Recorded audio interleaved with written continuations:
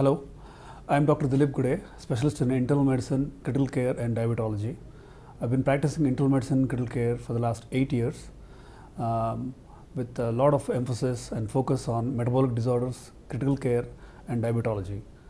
When I say metabolic disorders, there are a vast array of diseases that come into our mind. That is diabetology, hypertension and cholesterol diseases. So my emphasis is basically to improve these lifestyle-based disorders and get the people to diagnose their risk, where they stand in the spectrum of pre-diabetes, that is their risk of getting diabetes at an earlier age, or if they are on the road to getting diabetes or hypertension later on in their life. So my emphasis is to help them realize their risk, how much are they at risk of developing these dreaded diseases that are pillars of metabolic syndrome in the later on age. Coming to diabetology, basically there are multiple ways to prevent diabetes, the most important thing being diet and exercise, because diet and exercise form at least 50% of the management of a diabetes patient. Drugs mainly constitute only the rest of the 50%.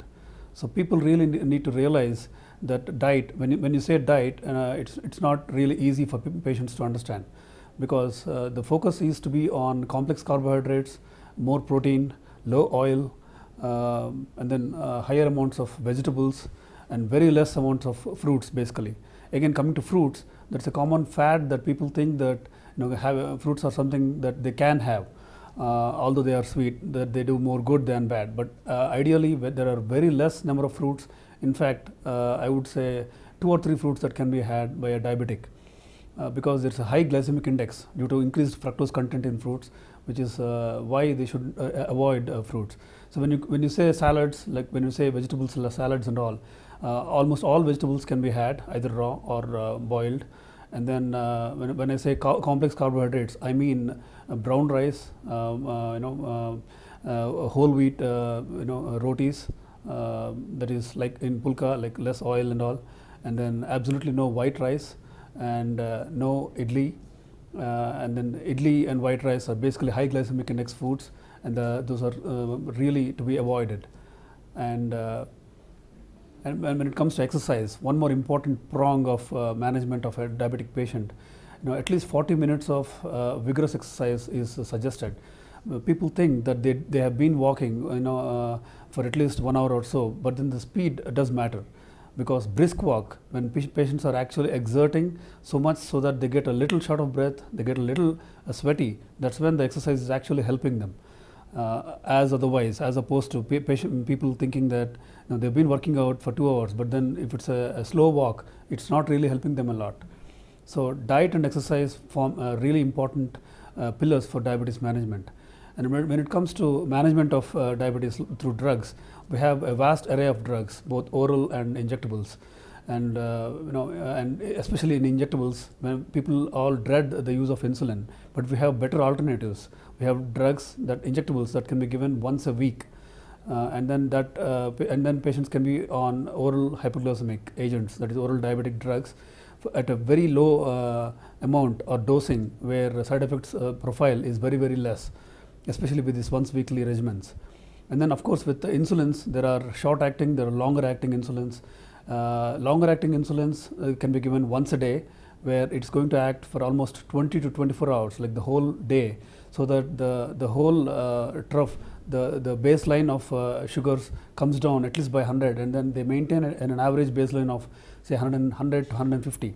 And then the glycemic surges after their meal, either breakfast or lunch or dinner, can be curbed by either a drug, oral hypoglycemic agent, that's a tablet, or another injection. One more important thing that patients need to understand is that diabetes as a disease affects multiple organs in the body. It's microvascular and macrovascular damage. When I say micro, I mean eyes, kidneys and nerves especially. So people need to know where they stand on the road towards developing these complications. So there's a neuropathy, nephropathy and retinopathy, and patients need to get screened at least once a year for these complications.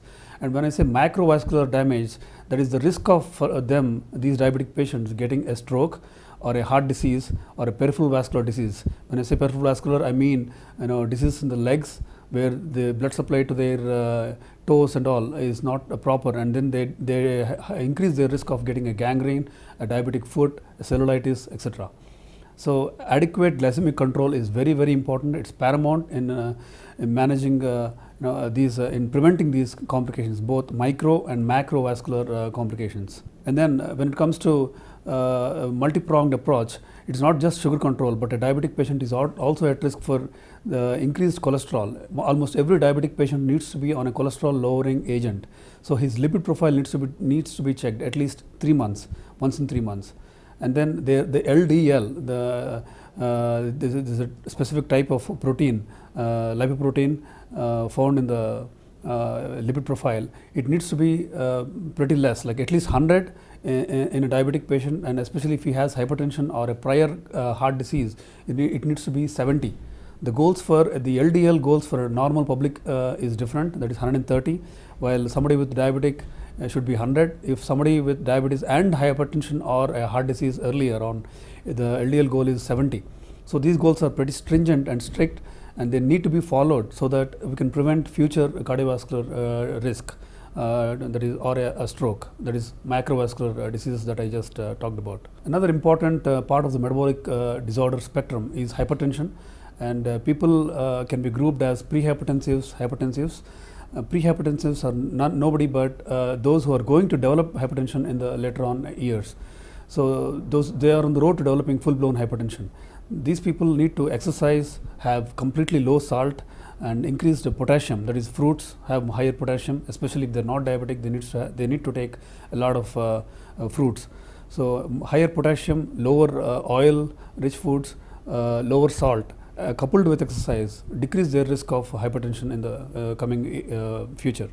And those who are already on antihypertensive therapy, they need to be very stringent upon how much salt they take and how much exercise they do. That is stringent exercise, at least 40 minutes per day, at least 6 days in a week. And especially if they are also diabetic, their glycemic control should be very strict, very aptly managed. Coming to my experience as a critical care specialist, I've had the opportunity to treat a various spectrum of very sick cases in the ICU, that is septic shock patients, and then infectious diseases that are very sick, where people come with blood pressure almost not recordable and all, where central lines need to be placed. There is lines in the bigger bore veins that will help them better manage with higher antibiotics and all. And I've had pretty decent success in critical care. And coming to infectious disease as such, dengue is another common infectious disease that has been plaguing around all over the world, especially third world countries. And I've seen platelet count of around 5,000. Platelet count normally needs to be 1.5 to 3 lakhs, whereas in dengue especially these platelets keep falling. So I've seen as low as 5,000 platelet count, and I've had universal success in treating dengue patients, where everyone improved and they walked out of the ICU completely stable and well. I've also had the opportunity to treat rare cases of malaria, where the brain is affected. It's called cerebral malaria, and then this kind of malaria parasite, it's especially falciparum malaria, is known to cause kidney disease, septic shock, brain disease, and it can also affect the blood pressure of the patient, where blood pressure is almost not recordable. And I've had universal success in treating very sick malarial cases as well. And coming to another important glaring dreaded disease of infectious disease, that is HIV, I've had a pretty decent experience, at least up to the last 7 to 8 years. I've had at least seen 1,000 cases of HIV cases, where my goal has been to decrease the virus load to less than 80 or undetectable per ml, and then bring the CD4 count to at least 500. And I've had pretty decent success with that as well. I've been an official DNB teacher for the last 6 years at 2 institutes, Medwin and Princess Durushavar Institute. I've trained at least 4 to 5 sessions of DNB training in internal medicine, and my candidates have all passed in very few attempts. They're all doing pretty good in their various walks of career. Some of them went into super specialties as well, and some of them they're doing very well. They have become teachers themselves. And in fact, in a few days, I'm going to conduct a DNB internal medicine workshop at Virinchi Hospital, where I'm expecting around 40 internal medicine postgraduates, both MD and DNB, and where cases will be discussed throughout the day, that is 9 to 5. Where I'll be moderating the sessions of various systems, cases, that is cardiology, pulmonology, gastroenterology and neurology. I've also had the opportunity to treat rare cases like in rheumatology, where there was a patient who was undiagnosed of this particular disease for more than 5 to 6 years. She's been having generalized body pains, myalgias and all, and she was just given painkillers, and these painkillers have been starting to take a toll on her health. We're getting side effects from these painkillers, and when she came to me over a period of a week or so, I've diagnosed of her having a rare case of myositis, and then this scoring gives me a risk, basically low risk, medium risk, and high risk patients. Medium and high risk patients need to be on some kind of cholesterol lowering medicine and vigorous lifestyle changes, while the low risk people still need to continue vigorous lifestyle changes. And I've been following up, at least for the last 7 to 8 years, various patients who are age grouped 30 to 40, and I've successfully, I would say, postponed their risk of developing these particular dreaded entities, heart disease or stroke or macrovascular diseases. Coming back to diabetes management, especially those with BMI more than 30 without any risk factors, or those who have risk factors, I strongly suggest that they go for metabolic surgery, bariatric surgery, that is in the vogue right now, especially those whose glycemic control is very poor. Somebody who has fasting glucose more than 300 and post lunch being more than say 350 or 400, and they require at least 100 to 150 units of insulin and very high doses of oral hypoglycemic agents. I suggest that they undergo metabolic surgery or bariatric surgery, especially with BMI more than 35. And we have great rapport with our bariatric surgeons, Dr. Tagore and Dr. Surendra Ugale and all. And especially those who undergo bariatric surgery, they've had very good glycemic control post-op. Their glycemic control improves so much that they don't need insulin anymore. Their sugars can be well controlled with 1 or 2 tablets, and then that applies to the hypertension as well. They only need half or lesser doses of their earlier antihypertensive medicines, and then their cholesterol lowering medicines also can actually be stopped or decreased at least to half or less.